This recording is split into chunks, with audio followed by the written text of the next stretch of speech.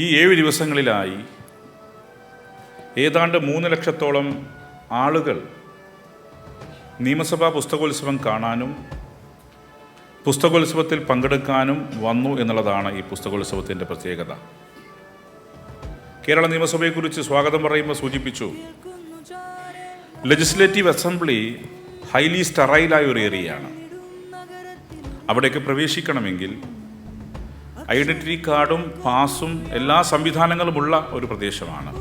അവിടെ ഈ 7 ദിവസങ്ങളിൽ ആൾക്ക് കടന്നു വരാൻ എളുപ്പത്തിൽ കഴിഞ്ഞു എന്നുള്ളതാണ് ഈ ലെജിസ്ലേറ്റീവ് അസംബ്ലിയുടെ ലിറ്റററി ഫെസ്റ്റിവലിനെ വ്യത്യസ്തമാക്കുന്നത്.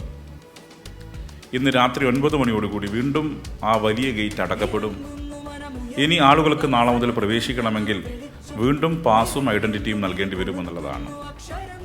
ഒരുപക്ഷെ ഒരു നിയമസഭാ കവാടം ഇങ്ങനെ തുറന്നു കൊടുക്കുന്നതുമായി ബന്ധപ്പെട്ട് വ്യത്യസ്ത ചർച്ചകൾ ഉയർന്നു വന്നിരുന്നു. നിങ്ങൾ കൊടുക്കേണ്ടതുണ്ടോ, ഇങ്ങനെ തുറന്നാലുണ്ടാവുന്ന പ്രത്യാഘാതങ്ങളെക്കുറിച്ച് ഉൾപ്പെടെ. പക്ഷെ അതിൽ 1ാമത്തെ എഡിഷൻ മുതൽ ഞങ്ങളെടുത്ത സ്റ്റാൻഡ് ജനാധിപത്യത്തിൽ പീപ്പിൾ ആർ ദ മാസ്റ്റേഴ്സ്, ജനങ്ങളാണ് യജമാനന്മാർ. ആ ജനങ്ങൾ തിരഞ്ഞെടുത്ത പ്രതിനിധികളാണ് ഇതിനകത്തിരിക്കുന്നവർ. സ്വാഭാവികമായും എല്ലാ ദിവസവും അവർക്ക് തുറന്നു കൊടുക്കാൻ സാധിക്കില്ലെങ്കിലും വർഷത്തിലൊരു ചുരുങ്ങിയ ദിവസമെങ്കിലും അവർക്ക് തുറന്നു കൊടുക്കേണ്ടതുണ്ട്. അവർക്ക് യഥേഷ്ടം കടന്നു വരേണ്ടതുണ്ട്. അതിൻ്റെ ഭാഗമായാണ് നിയമസഭ തുറന്നു കൊടുക്കാനും അവർക്ക് യഥേഷ്ടം കടന്നു വരാനും സാധിക്കുന്നൊരു സാഹചര്യം ഇവിടെ സൃഷ്ടിച്ചത്. ഈ 7 ദിവസങ്ങളിലും ലിറ്റററി ഫെസ്റ്റിവലിൻ്റെ ഭാഗമായി ഒരു ഭാഗത്ത് പുസ്തകശാലകളാണെങ്കിൽ വേറൊരു ഭാഗത്ത് വ്യത്യസ്ത തലങ്ങളിൽ വെച്ച് വ്യത്യസ്ത ടോക്കുകൾ അരങ്ങേറിയെന്നുള്ളതാണ്.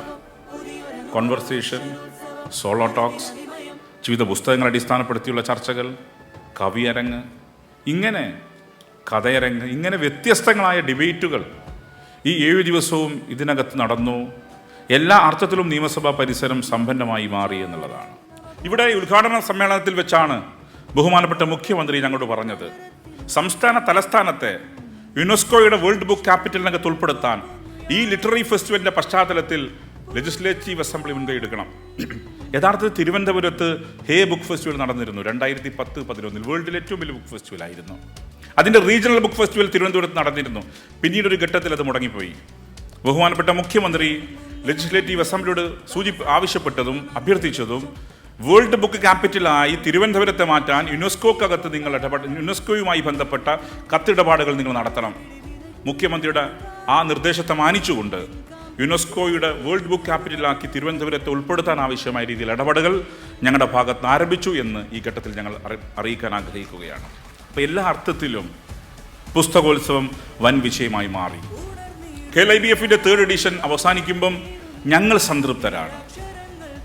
നിയമസഭയെക്കുറിച്ച് പറയുമ്പം നിയമസഭ ലെജിസ്ലേറ്റീവ് അസംബ്ലി ഇതിൽ പൂർണ്ണമായും സംതൃപ്തരാണ്. കാരണം ഒരു ലിറ്റററി ഫെസ്റ്റിവൽ സംഘടിപ്പിക്കാൻ ഞങ്ങൾക്ക് സാധിച്ചു എന്നുള്ളത് അഭിമാനകര കാര്യമാണ്. ഇതൊരു യുണീക്കായ ഫെസ്റ്റിവലാണ്. ഒരുപക്ഷെ അഭിമാനത്തോടെ ഞങ്ങൾ പറയുന്നു, ഇന്ത്യയിൽ ഒരു നിയമസഭയും നടത്താൻ സാധിക്കാത്ത ഒരു ബുക്ക് ഫെസ്റ്റിവൽ ഞങ്ങൾക്ക് നടത്താൻ സാധിച്ചു. അത് കൂട്ടായ്മയുടെ വിജയമാണ്, കൂട്ടായ പരിശ്രമത്തിൻ്റെ വിജയമാണ്. എല്ലാവരും ഒരുപോലെ ഞങ്ങളുമായി സഹകരിച്ചു. ബഹുമാനപ്പെട്ട മന്ത്രിമാർ, മുഖ്യമന്ത്രി, അതോടൊപ്പം ലെജിസ്ലേറ്റീവ് അസംബ്ലിയിലെ ജീവനക്കാർ, ഇവരെല്ലാം ഒത്തുചേർന്നപ്പോഴാണ് ഈ നിലയിലേക്ക് ഈ ബുക്ക് ഫെസ്റ്റിവൽ മാറിയത്. ഞങ്ങളിതിനെ കാണുന്നത് it is a resistance against fascism. It's a cultural resistance. We hope we will succeed. ഈ രാജ്യത്ത് നടക്കുന്ന ഫാസിസം, അതിനെതിരെയുള്ള ഒരു റെസിസ്റ്റൻസ് ആണ് ഞങ്ങൾ നടത്തിയ ബുക്ക് ഫെസ്റ്റിവൽ, ലിറ്റററി ഫെസ്റ്റിവൽ. തീർച്ചയായും അതിൽ ഞങ്ങൾ വിജയിക്കും. ഏറെക്കാലം അത് ഏകാധിപതികൾക്ക് മുന്നോട്ട് പോകാൻ സാധിക്കില്ല. ലോകത്തെവിടെയെല്ലാം ഏകാധിപത്യം ഉണ്ടായിട്ടുണ്ടോ, ലോകത്തെവിടെയെല്ലാം ജനാധിപത്യം ധ്വംസിക്കപ്പെട്ടിട്ടുണ്ടോ, അതിനെയെല്ലാം ചെറുത്തു തോൽപ്പിച്ചത് ജനകീയ ശക്തി തന്നെയാണ്. തീർച്ചയായും ഇന്നത്തെ ഇന്ത്യൻ കോണ്ടെക്സ്റ്റിൽ സെക്യുലറിസം ചോദ്യം ചെയ്യപ്പെടുന്ന ഘട്ടത്തിൽ, ഡെമോക്രസി ചോദ്യം ചെയ്യപ്പെടുന്ന ഘട്ടത്തിൽ, കോൺസ്റ്റിറ്റ്യൂഷൻ്റെ അന്തസ്സത്തെ തന്നെ ചോദ്യം ചെയ്യപ്പെടുന്ന ഘട്ടത്തിൽ അതിനെതിരായ ചെറുത്തുനിൽപ്പിൻ്റെ മുന്നിൽ കേരള ലെജിസ്ലേറ്റീവ് അസംബ്ലി മുന്നിൽ നിൽക്കുന്നതിൻ്റെ സൂചനയാണ് KLIBFൻ്റെ 3rd എഡിഷൻ. തീർച്ചയായും ഞങ്ങളുമായി സഹകരിച്ചവരെല്ലാം ഈ ഘട്ടത്തിൽ നന്ദി പറഞ്ഞുകൊണ്ട് KLIBFൻ്റെ 4th എഡിഷൻ 2026 ജനുവരി 7 മുതൽ 13 വരെ ഇവിടെ വെച്ച് വീണ്ടും സംഘടിപ്പിക്കുന്നു.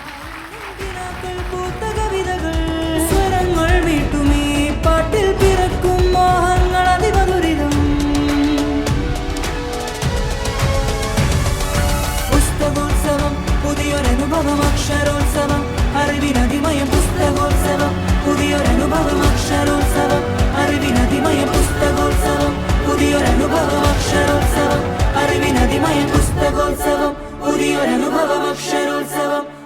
കലവിമയം